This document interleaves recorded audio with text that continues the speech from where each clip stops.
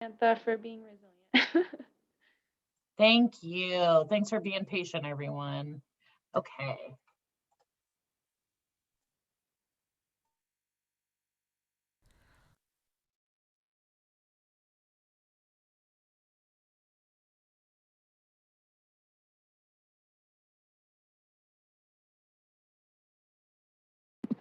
I'm not sure if we want to do a quick check-in before we play the video. I know some people had stepped away during the break just to take a deep breath and grab a hoodie and stuff. So, Okay, yeah. Lots is of everyone community here? Are fun. we ready to start the video? Just checking in. Don't want to pressure anyone, but Yeah. I'm here.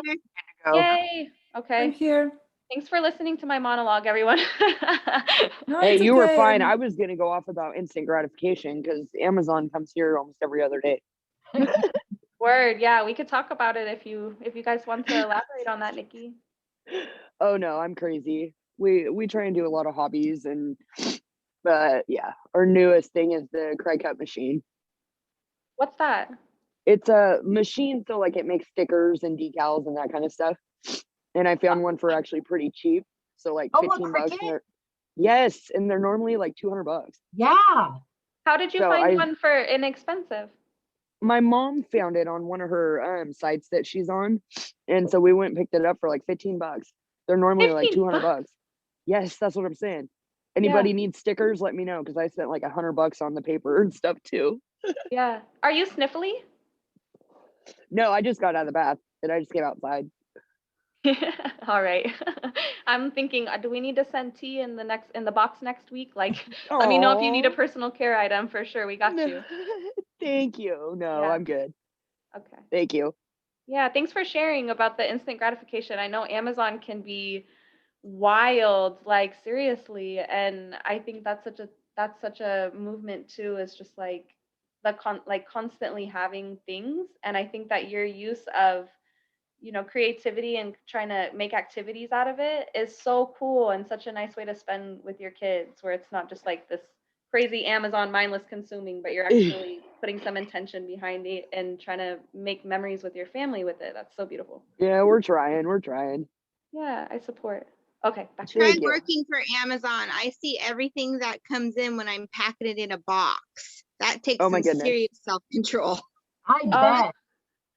yeah, your You paycheck could be probably, gone yeah, before you even finish your shift. that's for sure. Tricky, Beth. How do you do it? How do you stay focused? Oh, well, I've gotten better. I've gotten a lot better. It's when I first started, it was like a process and like, oh, this is really cool. This is really cool. This is really cool. But now I'm like, we don't need that. We don't need that. But then there's the point where I Yeah. get jealous because I want that flavor cookbook that Oh. that I showed you. So I ordered that cookbook, but I don't get it till April. And then I packed it for someone the other day and I was like, man, why do they get it and I don't? So Yeah. Where's mine? April is That's awesome. deep. April's far that's from now. good. Yeah, that sounds so cool. I'm not familiar with that cookbook. Nikki, you've heard of it? I have not, no. I thought you said maybe it's mine. Oh no. I said maybe I want one. Ooh, yeah, Beth, when you get it, post pictures so we know what you're talking about. it's you remember they shared that video of the little girl that the little baby yeah, I that helps remember. cook?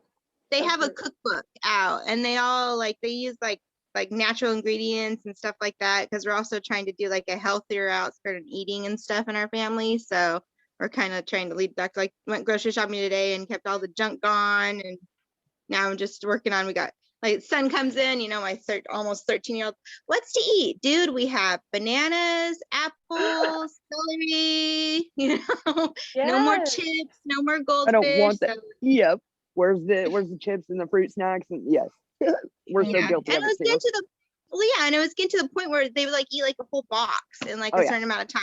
And I was like, okay, you know what? We're done with this. It's time to eat healthier anyways. Like me and my husband need to lose weight anyways. So it's like, let's just start this new path here. So it's going to be a process. The sun makes it so easy. All the fruit starts coming back in season. Everything is Yes. ripe and beautiful looking. My daughter's favorite food in the morning is totally fruit. So yes, I am loving that, healthy choices. And not buying it, not having it in the house is a really great solution. Because it's like, dang, you want it though. I'm like, I'll walk up to the corner store for anything. Beth, have you found that if they help with cooking, they're more interested in trying the new foods? Not really. Not my daughter. No. But DJ's so funny because you know how I think it was you that told us that a kid has to try something so many times before they actually like it. Oh. So I've been making this dish for years and years and years. It's like a spam dish. It's got like noodles and spam and onions. It's like a mix and you Yum. cook it all up. And I've been making it for a few years and it's really good and we all love it. And my son has hated it for years and years and years. And then I made it today, like the other day, and he took a bite of it and he's like, "Oh, that's good, Mom." And I'm like, "Yeah." So I've just been trying to make them taste the stuff when I make it, even though they say they don't like it. So Beth, your Yeah. son's 13. yeah, almost. He turns Yeah. 13 in July. Yep. See, my son's July 2 and he'll be 14. And he didn't start trying stuff until he was probably 10 or 11. Mhm. And now he like totally, he'll make it. Yes, it's not the healthiest stuff, but he'll make like macaroni and cheese or he'll make top ramen. And he puts Yeah. Takis in it and like he just puts random stuff in it. Oh my Like, gosh, well- my friend, Maya's little friend is 4 years old. She came over the other day and she ate an entire bag of Takis. She's 4. Oh, She was loving them. Oh, my daughter, she's 3 and she just started liking spicy food. We found out probably actually about 2.5. She'll be 4 in April. And I'm just like, oh my gosh, okay, cool. Like the whole household likes spicy, so we're good. Yeah. You know, they do, people absolutely do go through milestones where their taste develops and Yes. they're more willing. Another thing I've noticed, and it seems to be more prevalent with kids that already have sensory stuff, people that already have sensory issues.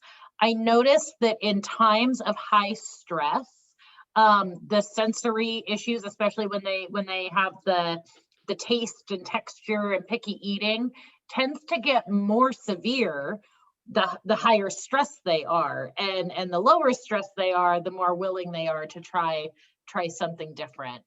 So I wonder if now that I say that to you, if you'll start to notice a trend between the two, like it's been a bad week at school and I am not willing to try that new vegetable this time, but maybe when it's been calm and things going well, then they're maybe a little more willing. Okay, I'm gonna DJ does this thing where he'll taste it and like because he'll be saying he doesn't like it for a while, but then he'll taste it like while we're in, and you'll see the look on his face and he doesn't want to tell me that I'm right, that he likes it. And so Oh my he'll God. like kind of turn his face a little bit and he'll give me like a big old smile and I'll be like, "See, you like it, huh?" And he's like, "Yeah." that is a Maya. She hates admitting when I'm right about things. I'm like, whatever, fine, okay. She's so funny. I'll press play and we'll will really work to earn the points and get the privilege or reward. But it makes a difference how you approach your son or daughter about earning points. Let's watch as a parent tells the child about working for points. Rob, I know it's hard for you getting ready for school in the morning and remembering your homework and collecting all your things so you're on time. And I get a little frustrated when you're not on time. So I want to help you learn how to be more organized.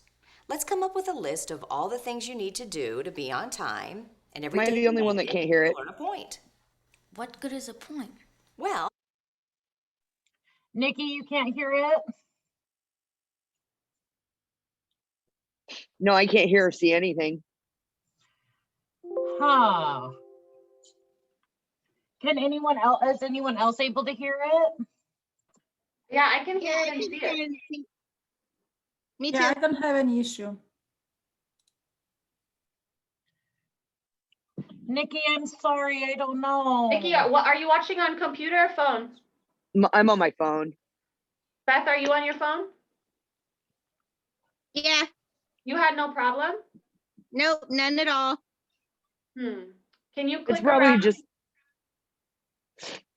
it's probably just me. I just switched an AirPod, but I don't know.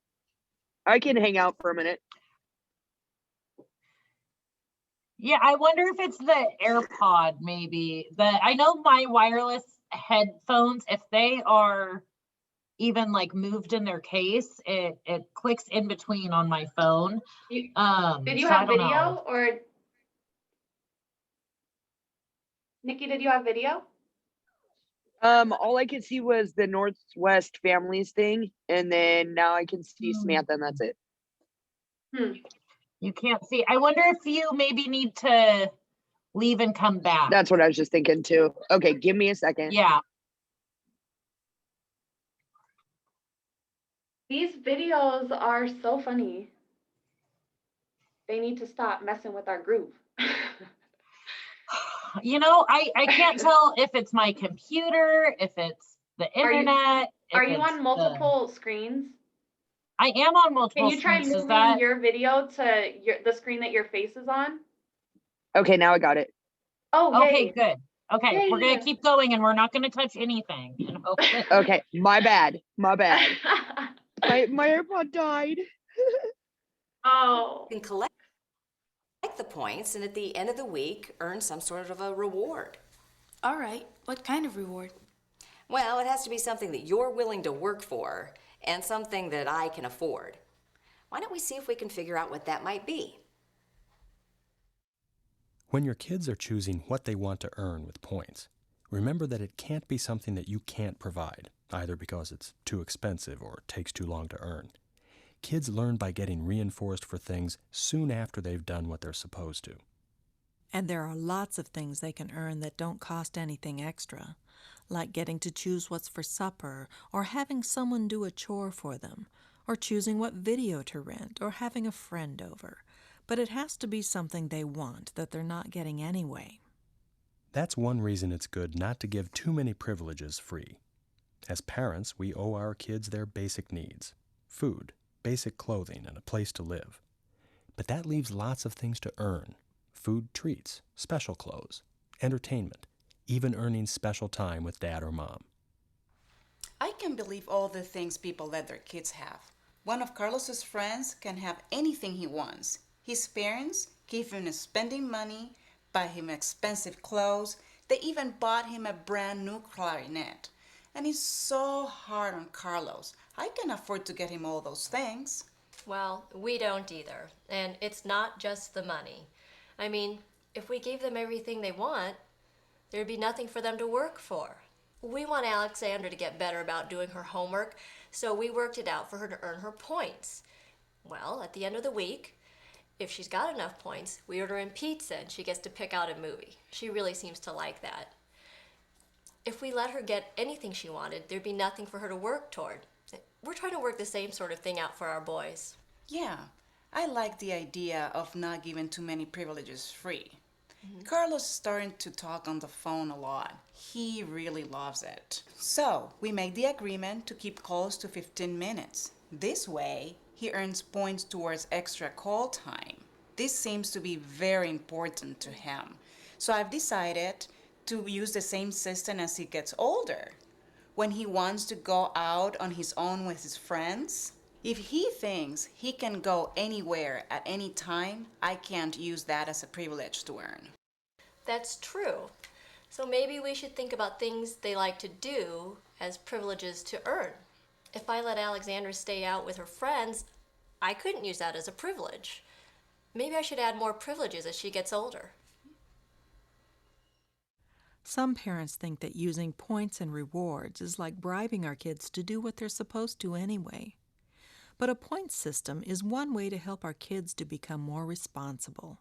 It gets kids to work towards positive goals. After all, people who work for an employer get a reward for doing what they're supposed to. It's called a paycheck. Paychecks aren't the only things that are rewarding about working. There's friendship with coworkers, praise for doing well, and just feeling good about doing a good job. And earning points isn't the only way kids learn to do what they're supposed to. Everything we do to help them behave and build a positive relationship helps them do better at school, with friends, and in their future as young adults. Having a good relationship with your child and letting your kids really know that you care about them helps them to do better. It's not easy, though, to have a positive relationship with kids when they're busy trying to be more independent and want to spend more and more time with their friends. You know, I'm having the hardest time with Rob lately. He's always mad. And I get frustrated, and it seems like I'm on his case every time we're in the same room together. You know, he used to love to do things with me. play board games, we'd go fishing together, watch videos. I wish we could do things like we used to. Yeah, I hate it when we're in a war zone at home. The madder he gets, the more frustrated I get, and things just go from bad to worse. We've been getting along a little better. He still likes to hang out with his friends, but things have been going a little smoother between us lately. So how did you turn it around? You know, I just started looking at things from his point of view. I used to do this lecturing thing, telling him what to do and how to behave. Like he'd come home from school and complain about a teacher or a friend, and I'd have all the answers. It got to the point where he didn't want to talk to me at all. That makes sense. So now you try to stop lecturing. Yes. I also make time for the two of us every week. You know, manage to do something together without his older sister. Like letting him pick out a video or a game. Something that's special, just between us. That's a good idea. You know, I think Rob would like to spend time with me away from his brother and sister. They're always fighting. Then I get angry and ruin it for everyone. I suppose you try and make special time with each one of your kids. Yeah, we try to take turns. You know, I'm going to give this some thought and let Rob have some input. Then maybe he'll be willing to give it a try. The more positive times you have with your child, the more likely she or he is to go along with things, and then the better they feel. Noticing when kids do what they're supposed to, giving points and rewards or privileges, are two things you can do to build a good relationship.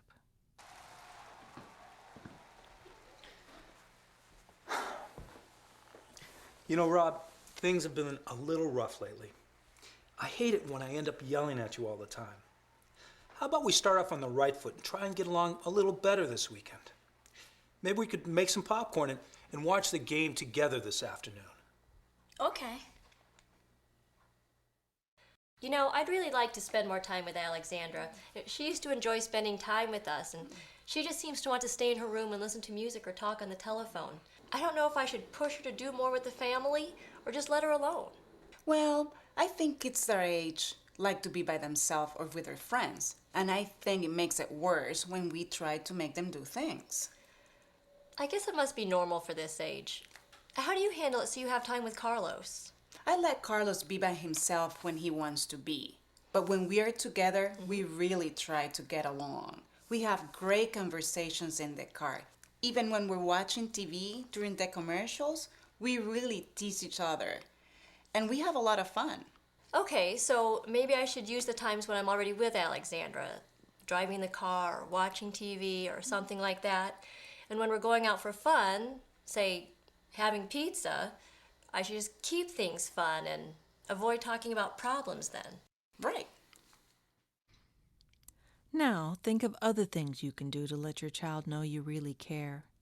Remember that many of the things we do for them, like bringing home a paycheck, taking them places, and getting them what they need, may not be understood by kids as showing our love. List all the things you do for your child and think about whether the message of love gets through.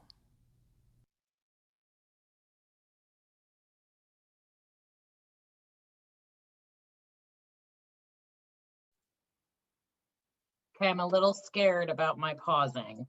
But there was a lot that was talked about there, and I would just love to ask some questions and have a conversation about it.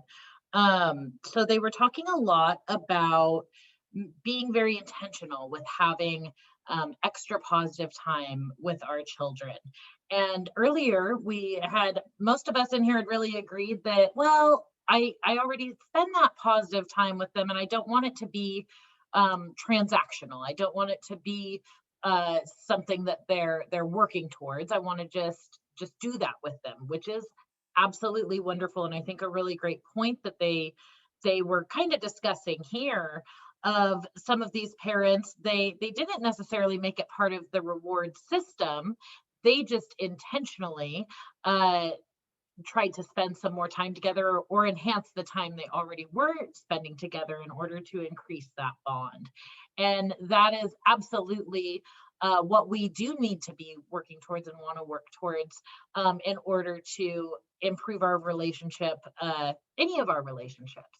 We want to have positive time that we spend together, and the stronger that bond is, the more likely they are going to comply with our expectations, even when we're not looking at them, even when they are out of our eyesight, and continuing to practice those things. So I would love to hear what types of activities or special ways we spend time with our kids in here. What types of things do we share with our kids?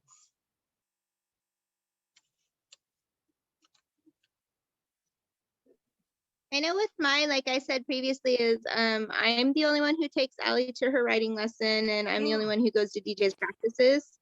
So we get the time like on the during her writing lesson, like on the way to the writing lesson to talk, and then on the way back from the writing lesson to talk, and then same with like his practices.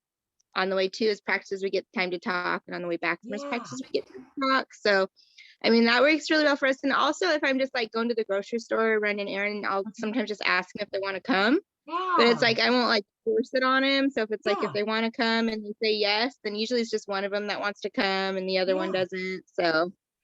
Absolutely. Those are great examples, Beth.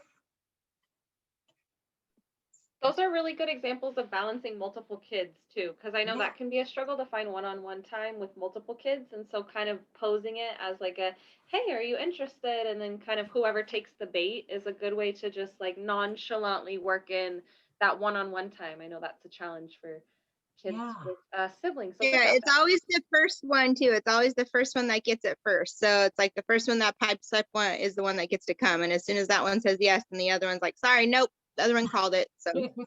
Oh, okay. So it's kind of designed that way. I thought it was just sort of like if they both wanted to come, they both could. But no, you kind of have like a little plan around that. That's cool too. No, if they both come, it turns into fighting, and I don't want to deal with that. Absolutely. What other special things do we share? I know with one of my kids that have grown up, one of them, she's a really big reader, and I did this from when she was a teenager, and I still do it. Whatever she is reading, I buy, and I'm going to read that too. And it gives us, it's always given us something to talk about and something that we can be able to bond over, even at the times when the conversations were hard to come organically. What other things do people share with their kids in here? Well, you mentioned those Amazon shopping. So my daughter is now into this anime and manga things. Yeah. And before I pull my credit card and buy things, she has to explain to me and tell me a little bit more about the characters and everything, and why she wants certain stuff and things like that. And lately, because I was starting to going early to bed and read before sleeping, my daughter started coming to our room and just talking. Oh, that's great. And she's totally open. So it's like I'm not gonna say pushing, but I'm not having intention during the day to ask certain questions and things like that, because usually I get no, or I cannot talk about it right now, or things like that. But it seems like that late night, dark and things like that, it's really like open up more. So we've been having really good conversations. I mean, I'm getting slow with reading, but I much more prefer these discussions. Yes. Book can wait. Always. Yes. Oh, I love that. And I love, Janana, how you brought up that, well, I've noticed that during the day, she doesn't really want to talk about stuff. So I'm saving it for nighttime. And that's when she is then disclosing. That is really a great observation. Yeah, and also notice that sometimes she doesn't want to talk about some subject. And I will just tell her, okay, I just have to tell you this, and we don't have to discuss about it. Yeah. And I leave it in that. And then a few days later, she will say, well, I was thinking about what you was telling to me.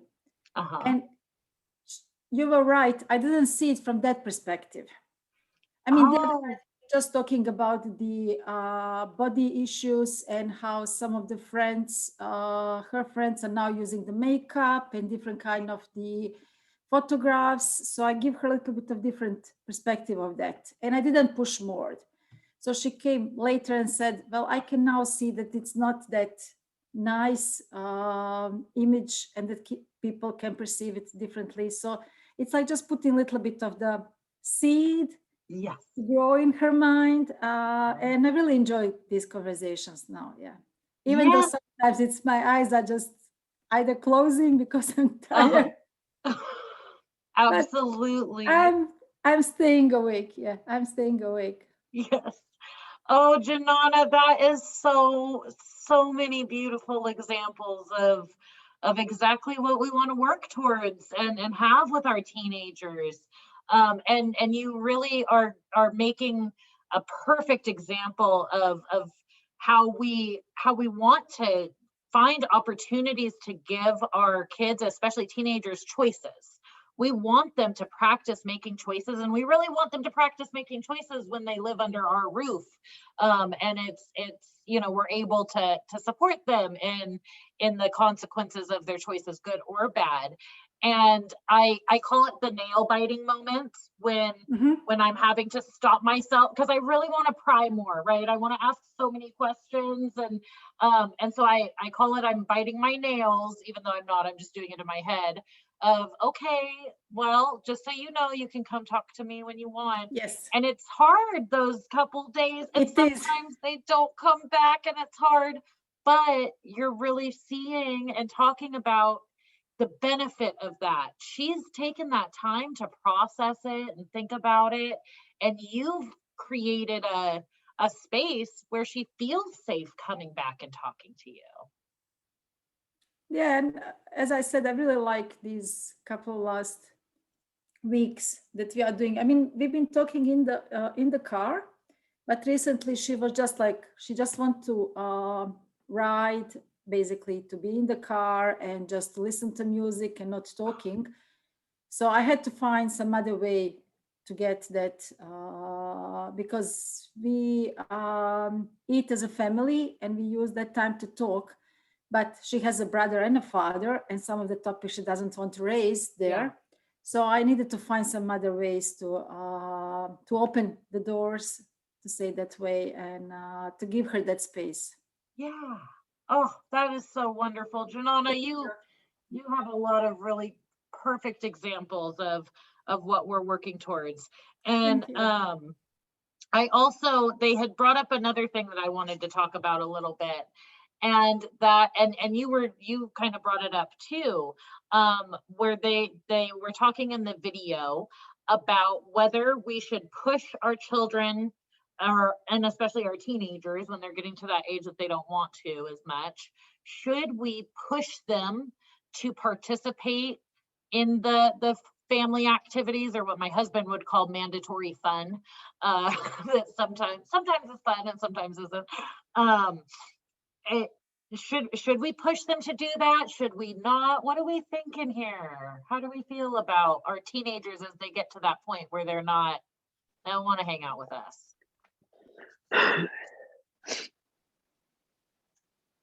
We used to have Friday movie night.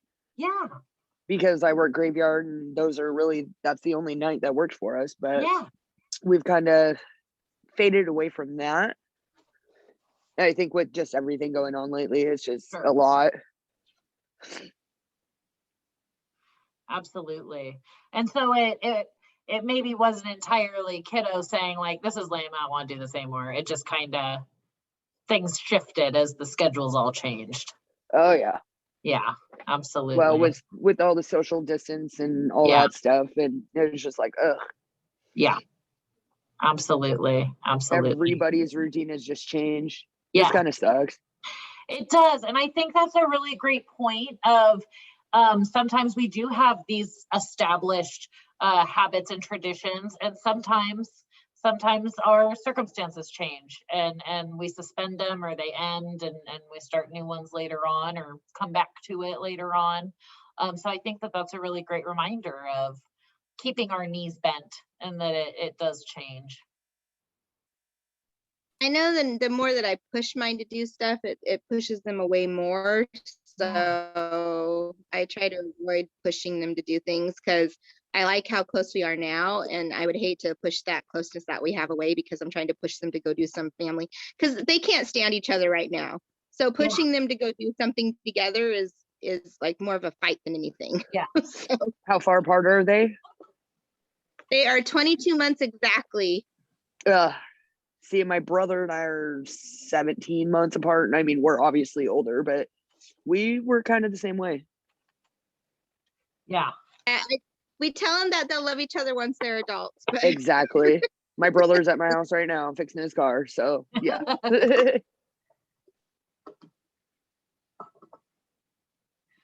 Anyone else have thoughts on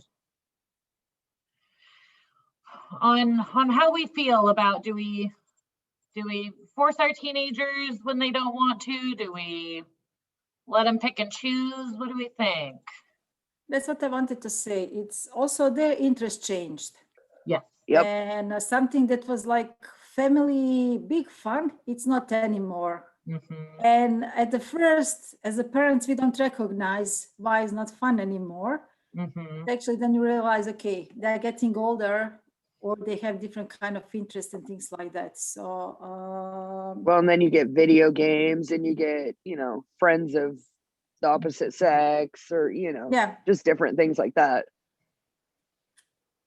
But I think that we should also give them the option to choose or to suggest, or even we adjust to some of their maybe timing. Absolutely. Find some space.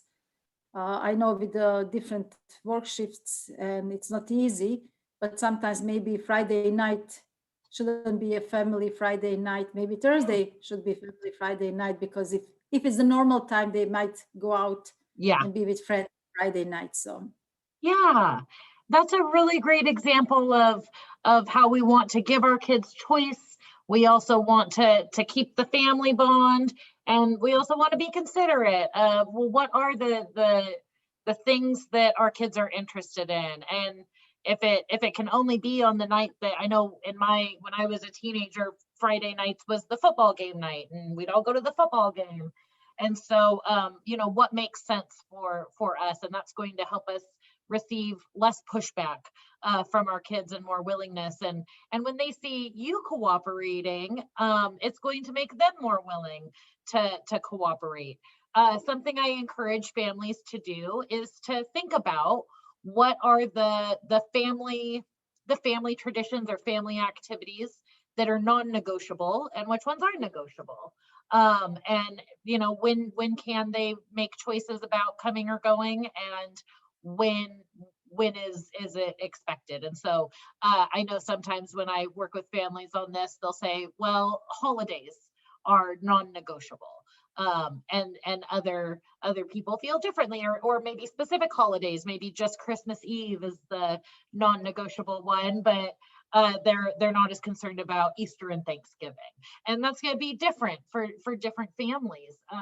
What is important and what is not, and where we are okay with letting our teens make different choices. I'm going to keep us going though. I'm going to move us on to the next video where we're going to talk about some consequences and discipline.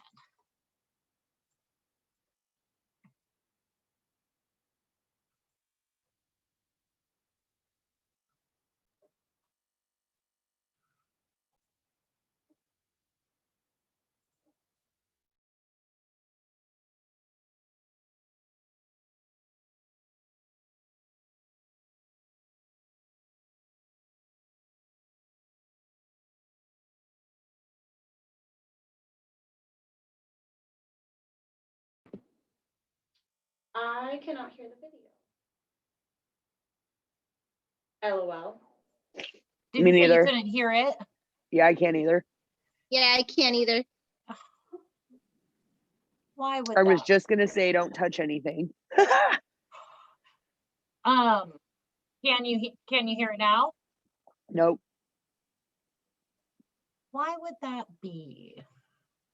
Okay, let me restart this. I don't know why this is.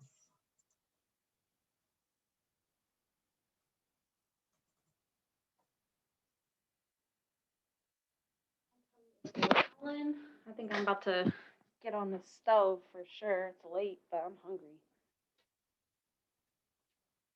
Did you guys make dinner yet?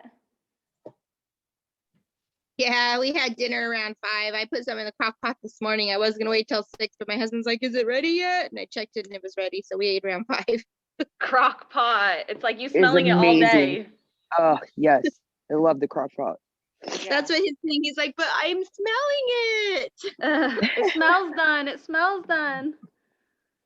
Yes. My girlfriend made me lunch, and that was pretty early, so it just hit me right now. Oh, yeah. I was excited for class. There it is. There we go. Yay. Can you hear that? Oh, yeah. Yes. Things Maybe. we try with the other Yes. two. Love and limits. Love and limits, huh? That makes sense.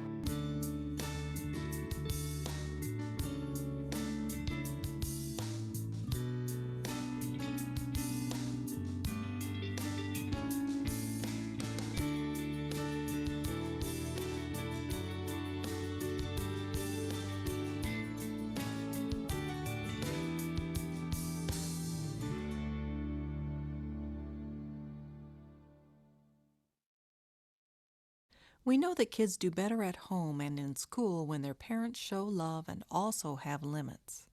Positive reinforcement helps them to do what they should, and it lets them know you care.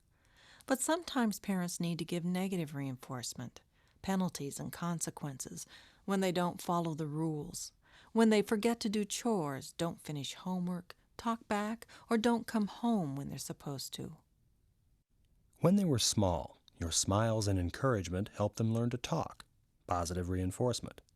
But when they started to put a toy or a finger in the electric plug-in, your firm no and moving them to another place kept them safe, negative reinforcement. We have to show kids over and over again by what we do, by the consequences or penalties we give them, what the limits are. Just like in a ball game. The game won't work unless there are rules, and players won't follow the rules unless there are consequences when they break them, like penalties or fouls. But the trick is to give consequences or penalties without losing our temper, without criticizing and blaming. Kids need both love and limits. When we lose it and become angry when we're giving negative reinforcement, kids too often think we're just being mean and end up trying to get even or by following the rules only when we're watching. Then we get into a power struggle with our kids. Let's watch what happens when a mom gets upset after her daughter didn't follow through on the dishes.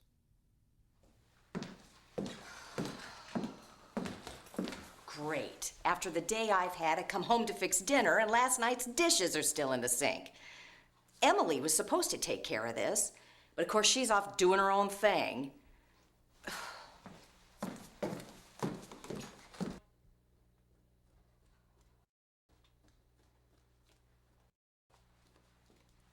Emily, I am sick and tired of having to remind you to do your chores. You promised to do the dishes? Well, they're still up there, dirty in the sink. Get your butt up there and get the dishes done. I don't see why I have to do all the work around here. I've had a rotten day at school and I have a load of homework and you start yelling at me about the dumb dishes. Now listen here. Why can't you just leave me alone? Hey, I don't have to take that kind of talk from you. All you ever think about is yourself, your day, your plans, your friends. I am sick to death of it. Where'd you get that mouth and how'd you learn to be so irresponsible? Where do you think the situation will go from here? What kind of an evening will Mom have, or Emily? This sounds like a major power struggle is going on. Mom gave a negative reinforcement by yelling at her daughter, but Emily probably didn't learn what her mom wanted her to. Let's hear a couple of parents talking about what to do to get their children to follow through on jobs and to be more respectful. Honestly, I don't know what to do about Emily. She never used to be so mouthy, and now she's giving me trouble about doing her chores. It's driving me nuts. Some days I just want to haul off and smack her. I know what you mean. Sometimes it's like pulling teeth just to get CJ to take out the garbage or mow the lawn. I've gotten better about not losing my temper or yelling. I just tell him once and remind him nicely. Sometimes it works. Yeah, but even when I don't blow up, she still goes off and does what she wants. I think we need to give kids consequences to know that we really mean it. I've been going around the house finding little jobs, little chores. I write them down in a book, and then if he ignores me or he sasses me, I say, if I don't see you in the kitchen in the next 5 minutes sweeping the floor, there will be a consequence. So when you give him a chore, does he do what you ask? Now he does, but when we first started out, no way. He didn't think we meant it. So we sat him down and we said, if you don't listen to us or if you break a rule, we're going to give you a chore to do. If you refuse to do the chore, we'll take away a privilege. Like, if he doesn't sweep the floor, he can't go out with his friends. The first few times, he didn't think we meant it, but we showed him we meant business. The other day, he was watching TV when he was supposed to be doing his homework. Well, I told him once, if you're not in the kitchen doing your homework in the next 5 minutes, you have to clean out the bathtub. Well, he headed off to get his homework, and he was upset. I heard him mumbling, "No more cleaning, no way." I can't even imagine Emily doing what I ask just because I give her a little chore. She'd just refuse. Well, you have to expect that. She's typical. It'll start out that way, but further down the road, she'll understand that you mean business. And she'll do what you say if she knows there's a penalty. Then it shouldn't be a problem. Well, I guess it's worth a try. I mean, it would be worth it to have Emily understand that I mean business about what she needs to do and how she treats me. Maybe next time she refuses to do the dishes, I'll ground her. She hates to be grounded. Well, don't take away a privilege if you can't carry through with it. You don't want to have to watch her every move. Let her know that you mean business by giving her the small things. Nothing big. Keep it simple. Well, I'll give it a shot. Next time she refuses to do something, I'll have her clean out the garage. Oh, whoa, that's a big job. Cleaning the garage is a big job for a big problem, like going somewhere she's not supposed to or skipping a class at school. Save the little 5-minute jobs for the everyday stuff. Okay, well, I guess I could go around the house and find a few small jobs. There's plenty of those. I never get caught up. I know what you mean. Notice CJ's mom said she found little chores for him to do. It's important to make them short, fairly easy jobs so you'll have the energy to follow through and see to it that your child does them. And you really need to have a chore in mind so you know what to say when your child hasn't listened to your reminder or when he talks back. Reinforcement, either negative or positive, works best when it's given right away. If you've given a warning and waited a few minutes, no more than 3 or 4 minutes, then it's time to follow through with the chore. And after the chore, of course, they need to do what you asked them in the first place. When kids do something wrong, they need to get a negative consequence as soon as possible. Think of a basketball player who gets a foul. The referee calls the foul and gives the penalty right away. The ref doesn't wait until a player has made several fouls to give a penalty. Or think of the toddler who starts to touch a plug. We don't wait because we want her to know right away that she can't touch it. She learns to associate the plug with a loud no or with being snatched away from the danger. The same is true for our preteens and young teens. They learn best when they get a penalty right away after just one reminder or warning. The longer we wait to give the consequence or negative reinforcement, the less effective it is in teaching the child. So, a 5-minute chore is one way to let your child know right away that you mean business.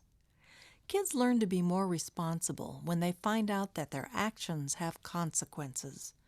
This is what helps kids stay out of trouble during the teen years.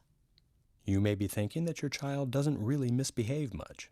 If your child is going along with your rules and not causing problems, you don't need to give chores.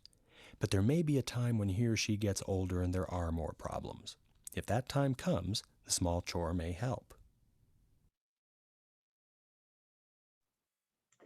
They talked about a lot right there.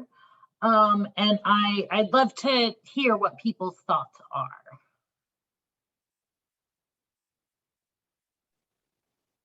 I believe in the short term chore thing. Yeah. Have you used that, Nikki, and has it been helpful? Well, kinda. My Yeah. son, like, he really only has to do dishwasher and then empty the dishwasher and then like summertime mow the grass and help take out Yeah. garbage, that kind of stuff. But yeah, normally it's like, I have to do that. Can I have a different chore? And I'm like, no. For one, I hate it. Mhm. Yeah, absolutely. And you know, when they're talking about chores here, I wish that they were more clear with it. What they're talking about are discipline chores. And an opportunity to use that as a consequence. And those are separate from, you know, our assigned chores that we have in our homes. It's definitely beneficial to have assigned chores that we are in charge of, whether that's our own room or the dishes or the lawn, whatever it is. And then what they're trying to describe is they're trying to describe something as a consequence. And so this is an alternative as our kids get older and age out of timeouts and other types of consequences like that. It can be an opportunity, or we can use that the short 5-minute work chores as a consequence instead. But it is important that they not be what they already are assigned to do, because then you're really gonna get pushed back then. So when the 5-minute chore is assigned and the teenager doesn't complete the chore, then more chores just keep getting added. That feels like a little bit like a power struggle, also like a little coercive. Yeah. And also, how do you just get someone to physically do something? Like, they can easily just say no, and then that sort of escalate. It just turns into a power struggle at that point. Can you clarify? Do you have any thought? Does anybody, not to put it on Samantha? No, please. I am happy. I'm happy to talk about that, and that actually leads into a question I wanted to ask. So one of the mothers had given an example where she said she would say to her kiddo, when she's assigning that work chore, she would say, if I don't see you in the kitchen in the next 5 minutes sweeping the floor, there will be a consequence. And I would phrase it differently than that personally. But what I really liked that she did was she said she gave the assignment and then gave an amount of time and walked away. And give the kiddo an opportunity over that 5 minutes to decide if they're going to or not. Does anybody have a guess of why that would be beneficial to do it that way? I don't know. I don't do it that way. I ask for help in our family because it's like, to turn a chore into a punishment, I don't think is the right thing to do, because then, I mean, if you want help around the house, it just becomes like, it makes it feel like a punishment. Now with DJ, what we did with him is he was leaving the lights on in our house. And so my husband had got up and gone to work, because he leaves work at like 4 o'clock, and he saw the TV on and stuff. And he went in his room and he just unhooked his Xbox and took his Xbox away. And was like, hey, until you can turn off the lights and keep everything turned off, it's mine. But we never give him a time when he's going to get it back. You know, we just let him just stew in it for a bit and be like, what do I need to do to fix this? But we never tell him when he's going to get it back. And then one time he had lost it. One time he had lost it for like almost a month because he just wasn't doing anything to get it back. So this time what he ended up doing is, my daughter had, because they've been using their tablets for schooling right now, because we don't have Chromebooks. And so my daughter's tablet, she broke her headphone piece into the tablet so she couldn't hear it. And so on Monday, when we were supposed to do classes, he let her use his tablet so that she could do her school. And then for like the past like 3 or 4 days, when Dan would leave for work, all the lights were turned off. It was completely pitch black. So then he gave him his Xbox back. So, but we never give him a time or anything when they're going to get it back. And so that was, I just want to celebrate that very nice gesture he gave to sister to do her schoolwork. That was a very, very big brother thing to do. to Yeah. share his thing with her. That's wonderful. And so, yeah, I think that it's perfectly fine to have family preferences on if we like using work chores as a consequence, or if we don't want to, and privilege removal is what we want to use instead. And I'm very much of the belief of, if it's not broken, don't fix it. And so if using privilege removal is effective and it's working for you, then use privilege removal. It's, for some people, it's not working. And so work chores can be another option. And I think that you bring up a really great point of, it is a fine line of, how do I use work chores, or if I was going to use work chores, how would I do that without making this bitter taste in my mouth, or in kids' mouths, about helping with household tasks as a whole. And I would say that there's going to be different ways that we address it.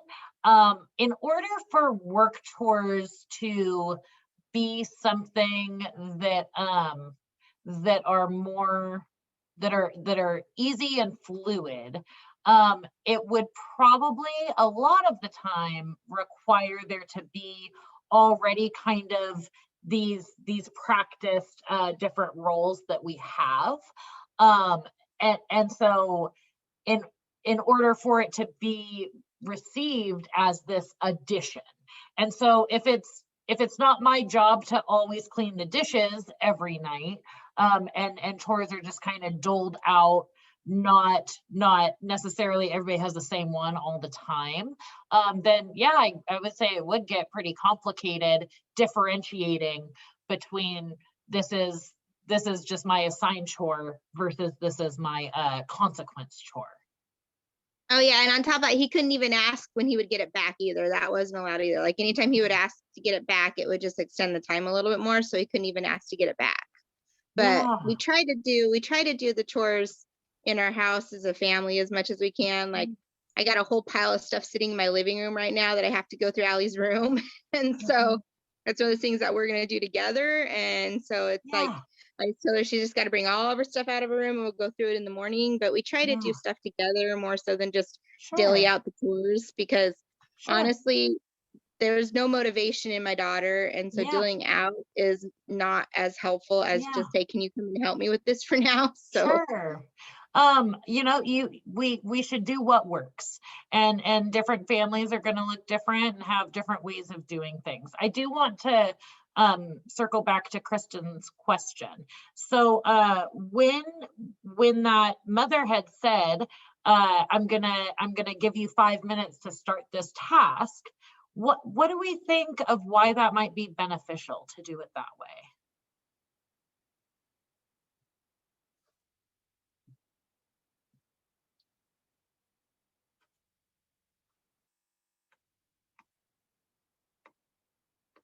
Any guesses? I guess when I'm demanded to do something before someone's really checked in with me about why I didn't complete that chore, it would be helpful for me to have a moment to process that, as opposed to just reacting to them, which is what I would very much want to do. Yeah.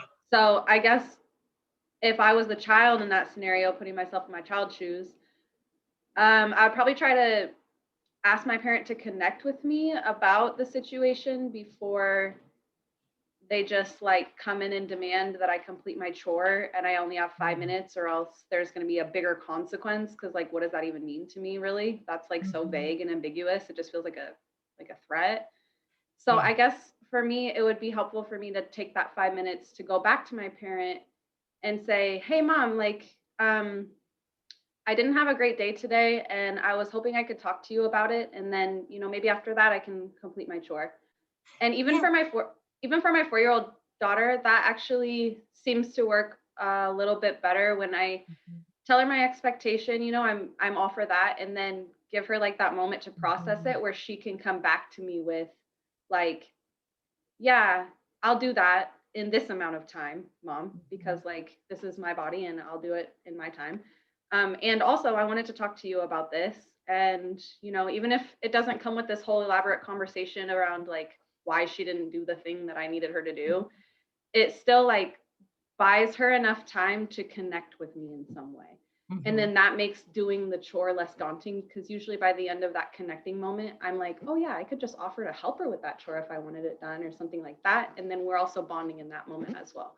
But I know I'm in a unique situation because I'm a single parent and I just have one kid. So I have a little bit of privilege in that way. Whereas I have the luxury of having like that additional time to be able to connect with her. And then also, you know, I really prioritize her. So sometimes I let some things get neglected as like, you know, the cost of connecting with her. But I guess that's why 5 minutes would be helpful, is because they're kind of being demanded to do something. So they can kind of process and say like, oh, I can either get up and do that chore because I remembered that I forgot it, or I can connect back with my parent and say like, hey, I needed to talk to you about something. And that's why I didn't quite have that task done yet. Yeah. And so a lot was said there. Something that I really liked was that processing time. And that's something that's really, really important, and especially really important when we're avoiding power struggles. And so my mantra is that everybody loses in a power struggle. If we find ourselves in a power struggle, we have all lost already. And so we want to not get into that power struggle. And so and again, in this example, I'm using a work chore as it's a consequence for something it's a consequence for a behavior that or a rule that they broke. And so when I am in the situation where I may give a 5-minute work chore, I may give that, and I do like the option that mom gave, or the way that how mom said, not how she said it, but I do like that she said, you have 5 minutes to start this and then to walk away. I know that I personally, when somebody asks me to do something, even my boss that I respect, if she's breathing over my shoulder, or I perceive her to be breathing over my shoulder, I don't really want to start it right then. I want that minute to process. Our kids are going to be more likely to comply with the consequences we give them if we give that processing time, or think time, as is another way that they'll call it. So to circle back to answering Kristen's original question of, well, what if they don't do the chore? What if they don't do it? So in this situation, I would give a 5-minute work chore, give an opportunity for them to do it, give some think time without me breathing down their neck. And if they still haven't done it, I personally would come back and warn one more time and say, if that's not done, then this is the privilege removal, or this is the privilege that will be lost. And I'm going to make that privilege removal no drama. I'm not going to be dramatic about it. So I'll give that warning, give them one more chance, walk away, and give them an opportunity to process and make that choice on their own. If they don't do it, I'm going to follow through with that privilege removal. And again, I'm really going to make it no drama. And so if, let's say that that the privilege removal was that they aren't going to play video games for the rest of the day, maybe I'll take the controllers, so that I'm not having, with my TV, I don't know if other people's TVs are like this, but with my TV, there's all these cords and the video game player and just all this stuff. And so that could turn into this big drama thing. And so instead, I might just take the controllers away and then just walk away from that. This is another example, or another reason why we want to make sure that the work chores we're giving are separate from just like the daily expectations, or the weekly expectations, however often it is. Because in this scenario, they may not do it. Kristen's right. I can't force any human to do anything. I'm wanting them to comply with this. And so I am accepting that they might not, and I might take this, use a privilege removal instead. And so if I do that, then that chore is not getting done. That's now what the punishment is. I also am going to I want to say one more thing, and then I want to hear thoughts before we close, and we'll continue this next week. Then the other thing is as soon as the work chore is done, or as soon as the consequence is over, I am going to find an opportunity to praise them as quickly as I possibly can. And I often say to parents, you have 1 minute. And that's whether you remove them from timeout when they're younger, or whatever else it is. I need to find something that I can, that I'm going to praise them for or encourage them for. And that's going to be kind of that reset, and telling them, making sure that they know that, I'm not going to shame you for this. You don't have to feel guilty about this. This was the consequence. We lived the consequence. Now we're going to move forward. Sometimes that is so hard, especially if I'm still frustrated. Yeah, absolutely. It can be hard. It can be hard. And sometimes I've gotten really good at coming up with praises and compliments, because sometimes I am still frustrated, or sometimes I struggle to come up with something. Any thoughts on that before we close? And we'll continue this discussion next week in these videos about consequences. Yeah, if I can just add is, I agree with what Beth said, and about these working chores as not to have them as a punishment or consequences, because we all want that our kids do chores without any objections to them and just do them, which is not always the case. But what I find out is that when I set up my expectations to them, and I'm really clear about those expectations, and if I say in 5-10 minutes time, I want you that you start, for example, cleaning your room. Yeah. And I say, and the consequence if you do not do that will be this and this. I realize that they have the clear picture of my expectations and what I'm going to do and what the punishment might be. But if I just say, well, I want you in 5 minutes to do the clean your room, it's been messed for a week and I don't want to repeat myself, they're not that much willing, and they get into that more, I'm not going to say aggressive mode, but more that one, that they've been defiant, maybe.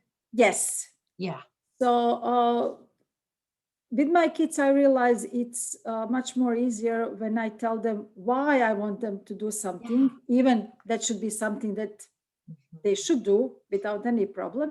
But the other thing that, as Beth says, I want them to help me, but also to do the chores, not to feel that is like a burden to them. So very often when they do something by themselves, like I don't have to ask to clean for example, the dishwasher, or they put the dirty dishes inside, I will praise them. Yeah. And I can see that switch or the light in their eyes, or just a little bit of tickle of the smile.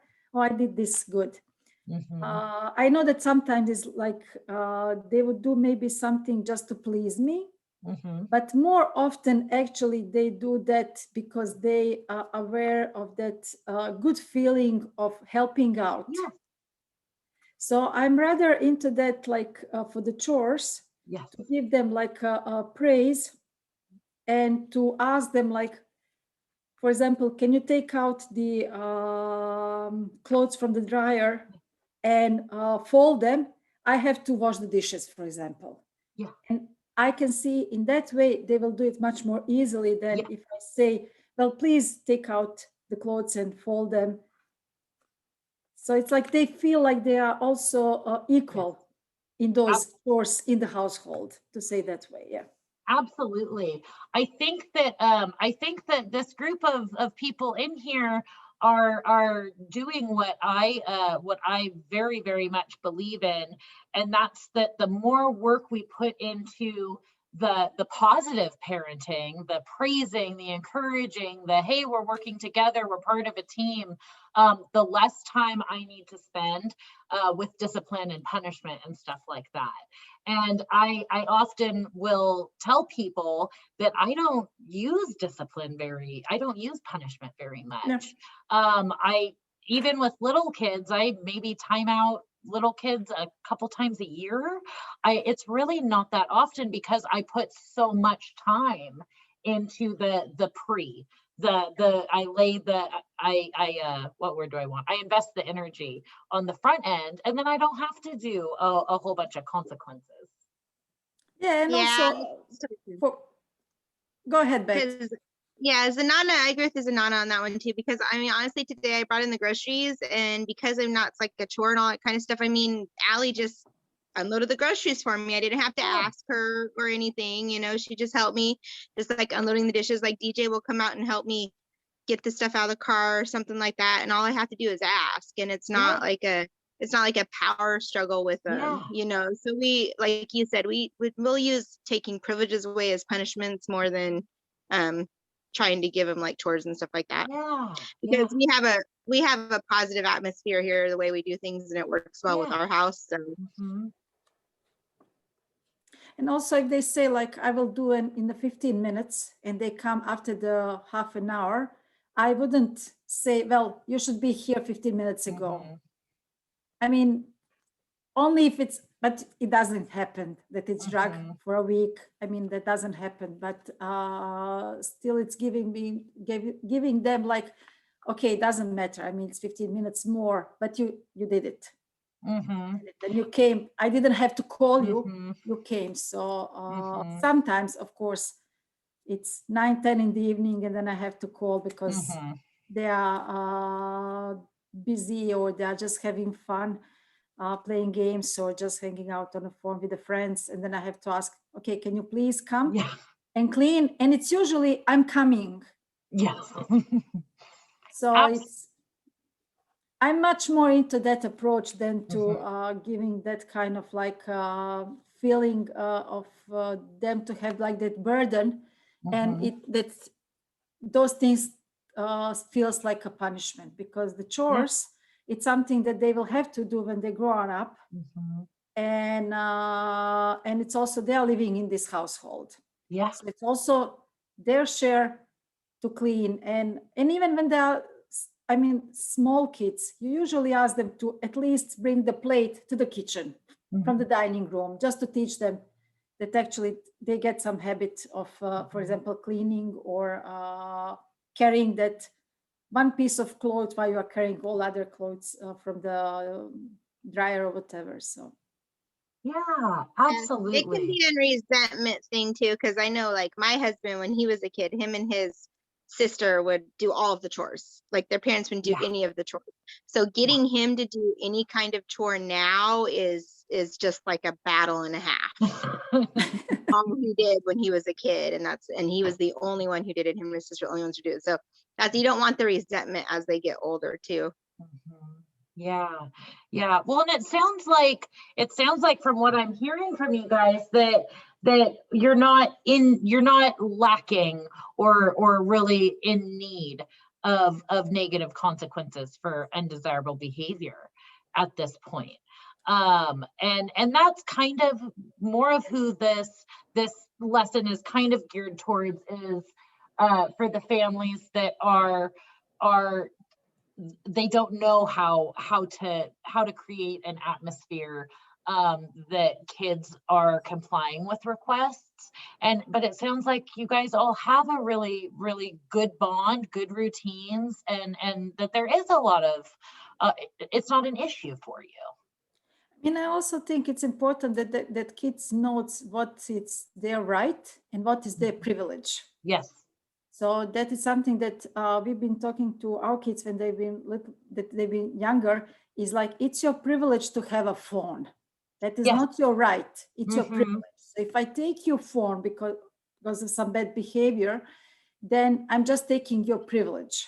Yes. I'm not taking your right, it's just your privilege. So I think it's also important that kids knows the difference. Yes. And also that that if even there is some kind of what they see as a punishment, it's not that like parent is saying because I said so. Yeah.